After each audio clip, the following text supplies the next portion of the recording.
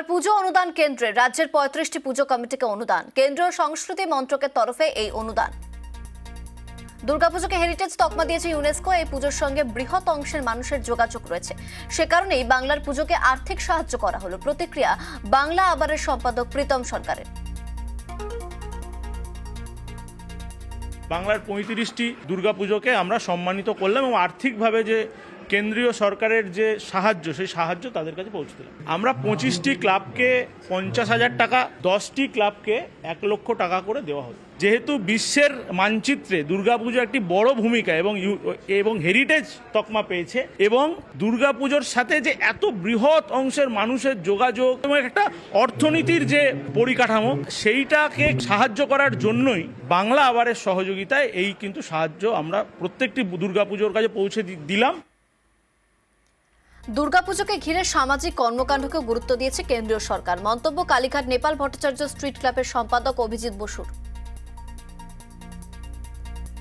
এই পুরস্কারটা দিতে গিয়ে ভারত সরকারের এই কালচারাল ডিপার্টমেন্ট যেটাকে গুরুত্ব দিয়েছে সেটা হচ্ছে শুধু দুর্গাপুজো নয়, দুর্গাপুজোর সঙ্গে সঙ্গে সারা বছরের যে সামাজিক কর্মকাণ্ড সেটার উপর এরা যে গুরুত্ব দিয়েছে সেটা ভালো লেগেছে। না, এটা ঠিক অনুদান বলবেন না, কারণ এটা আমরা যখন ওরা পুরস্কারটা ঘোষণা করেছে তখন তার ক্যাটাগরি ছিল এবং তার জন্য ফর্ম ফিল আপ করতে হয়েছিল, এবং তার মুখ্য কারণই ছিল হচ্ছে যে তাতে যাতে সোশ্যাল কাজটা থাকে। তাতে যে এরা আমাদেরকে নির্বাচিত করেছে তার জন্য আমরা তথ্য সম্প্রচার দপ্তরের কাছে ধন্যবাদ জ্ঞাপন করছি।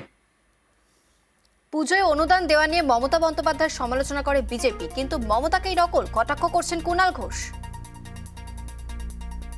আজ মমতা বন্দ্যোপাধ্যায় যা ভাবেন, কাল গোটা ভারতবর্ষকে উন্নয়নের ক্ষেত্রে সেই পথে যেতে হয়। মমতা বন্দ্যোপাধ্যায় যখন পুজো কমিটিগুলির পাশে দাঁড়াচ্ছিলেন তখন গেল রব উঠলো, এই বিজেপি বলেছিল কেন সাহায্য করা হবে, কেন এই টাকা বিলোনো হচ্ছে। আর আজকে বিজেপি সেটা নকল করছে। মমতা বন্দ্যোপাধ্যায় একের পর এক সমাজের বিভিন্ন শাখার মানুষের জন্য যে পরিষেবার ডালি নিয়ে আসছেন, সেইগুলো যারা নকল করেন, এই নির্লজ্জ বেহায়া বিজেপি নেতাদের তো আগে নাক্ষত দিয়ে ক্ষমা চাওয়া উচিত।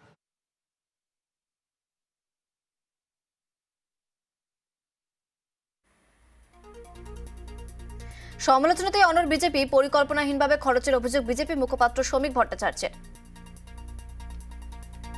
এ রাজ্যে যেটা করা হয় এখনো সেটার বিজেপি সমালোচনা করছে, কারণ এ রাজ্যের ব্যয়টা পরিকল্পনা বহির্ভূত, তার কোনো উদ্দেশ্য নেই। পশ্চিমবঙ্গ যদি এখন বিজেপিকে পথ দেখায়, প্রধানমন্ত্রীকে পথ দেখায়, তৃণমূল বিপদে পড়ে যাবে। সুতরাং কারোর দেখানোর পথে নয়।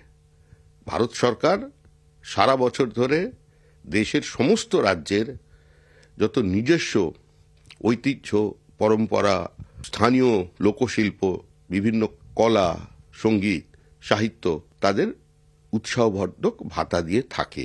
এটা তারই একটা অঙ্গ।